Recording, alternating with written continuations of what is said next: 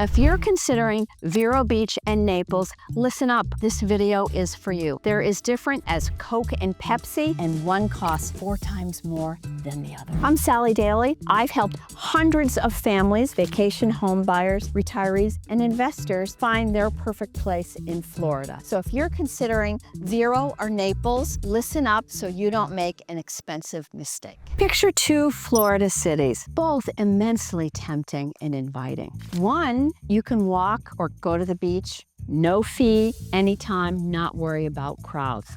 The other, if you don't leave by 9 a.m., you may not get a space. Sound crazy? But it's true. That's the fundamental difference between Vero Beach and Naples. Vero Beach is a barrier island community, literally a 28-mile long barrier island with the Atlantic waters on one side, the Indian River estuary on the other. Naples is fabulous. It sits on the west coast in a county called Collier County. No barrier island. There are barrier islands around, but Naples per se is on the mainland. Naples, struggling to keep up with demand, going out to Bonita Springs and expanding. Vero isn't even out to I-95 because in 1977, they developed an urban service boundary to protect the citrus grower and the agriculture guys. Vero's on the Atlantic, Naples is on the west coast with the Gulf. Different sand even in each. Very different choices. Vibe and lifestyle. Vero's nicknamed the Hamptons of Florida, and it's known to be a laid-back, kind of chilled environment. Huge live oaks that are protected, very kind of, I would say, eco-friendly. We love our live oaks, we love our manatees, we love our mangroves. They're all protected, and we want them to stay that way. Naples is more of an urban feeling environment, and it's going to have a denser feeling about it. So the small town vibe, the Hamptons of Florida. Easy to get to the beach, the farmers market, you can find a place to park. A lot of people take their golf carts to get there. The art scene, incredibly vibrant. We've got Riverside Park with a beautiful Actors Equity Theater and the internationally regarded Vero Beach Museum of Art, which is a beautiful museum which has a lot of extended education for adults as well as children. It's very sophisticated here, very artsy, yet you're surrounded in this canopy, literal, of nature and bounty everywhere that's protected and preserved. Now Naples, totally different vibe. Lots of country clubs, some wonderful boating communities that are very well regarded. It's more of a scene within community to community, whereas Vero is more of a neighborhood vibe in and out of the respective neighborhoods. I'm sure you've all heard of 5th Avenue in downtown Naples, internationally renowned. Fantastic, beautiful, great, very sophisticated shopping, beautiful dining, country clubs galore. The Naples art scene is fabulous. There's all kinds of classical music, there's jazz, there's performing arts, art galleries. So the choice comes down to this. Do you want peaceful, uncrowded Hamptons of Florida, or do you want vibrant, lots of activity? You really can't have one without the other, and it's a lifestyle choice for you. Now, let's talk about pricing and cost of ownership, and this is where you really may be surprised. Vero, low density, limited commercial, limited condos and multifamily, is 40% more affordable than Naples. Yet Naples has more houses to choose from, more high-rises, more housing. You would think one would put pressure down on the other, and then Vero with less would be more. So it's counterintuitive, I know, but Vero is more affordable than Naples. The average price in Vero, if you're on the mainland, $350 to $550 to $650. You go over to Naples, that same house, if you picked it up, is going to be $850, $950, $1,000,001. That's a really big difference, and let that sink in. The good news for you is both markets are in somewhat of a muted, just sort of a small buyer's market, a little balance, leaning towards buyer's market, which means you can look at both communities, get the vibe, and see which one speaks to you. Both communities are going to have some leverage for buyers, provided you look around and you understand what the seller's circumstances, and maybe look for houses that have been on the market more than 30, 60, or 90 days instead of just listed, and understand that you may have a little more leverage than you would have in the past, whether you're looking in Vero or Naples.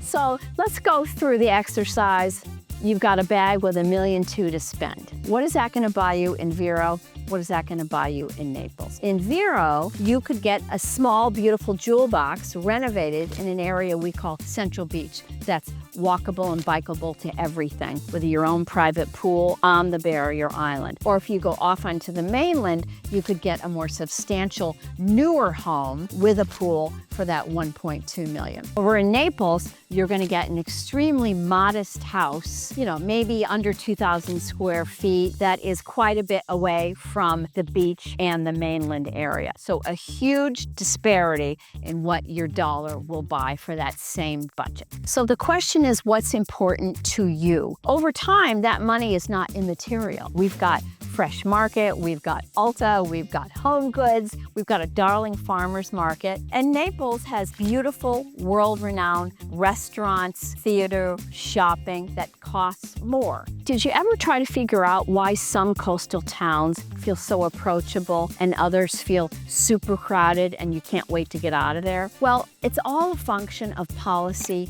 of zoning and density. Vero's in Indian River County, which is the only county on the eastern seaboard that has height restrictions and restrictions on multifamily housing and commercial.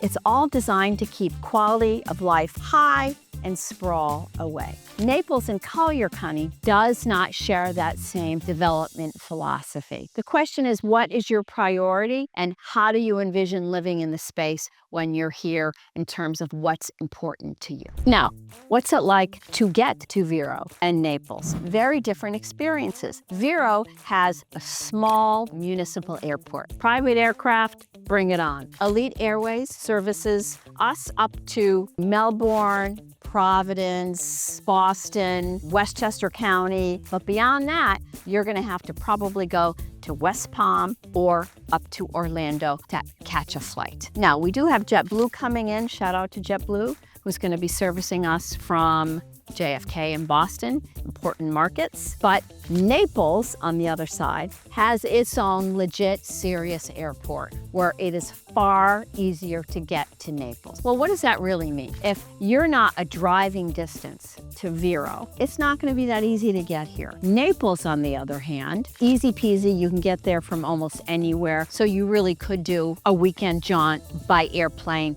if you so chose. Keep in mind transportation because it's a big point of difference between Vero and Naples. Now, what do you like to do when you're here? Big differences. Vero is small by design. We certainly have golf clubs, wine clubs, art clubs. Lots happens here and a vibrant scene in that regard. But in terms of fine dining, Michelin star restaurants, it's not going to be of the scale as Naples. They both have a bevy of fine golf clubs. Naples is going to have a higher end nightlife and more Michelin-rated restaurants than Vero will have. It's just a function of being a larger, more urban environment. It's just the plain fact that it is what it is. You're gonna have more offerings. That doesn't mean that over time, in the 20 years we've been here, Vero's dining scene and to-do scene has really changed. We've got some new padel clubs.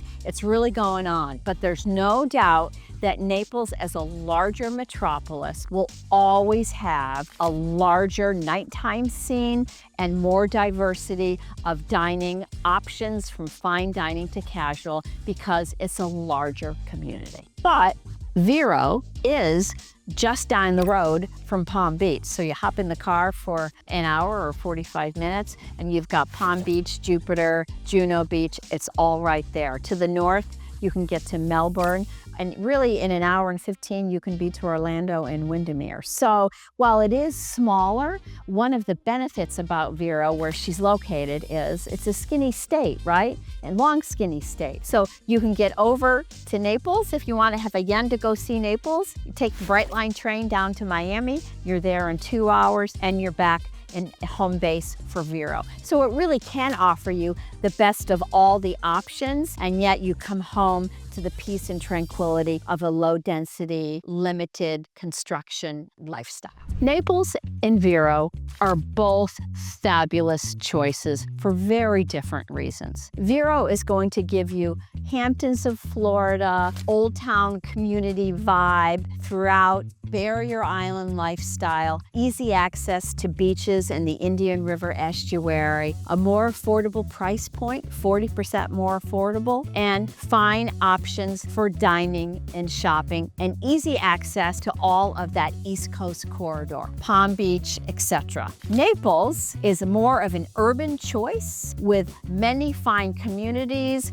wonderful boating, golf courses, and a larger option for dining and entertaining. But that comes with a cost. It's going to cost you 40% more. My advice, give me a call and we can talk about what your priorities are, and we can help figure out together which community is right for you. Take a look at them both. You're gonna know which one speaks to you, which one is more your jam, and which one is not. And it'll be obvious to you. I'm happy to help you figure it out. Subscribe below if you'd like to get more updates about luxury real estate when it publishes, and DM me if you want more information about Vero and Naples, and we can figure it out together.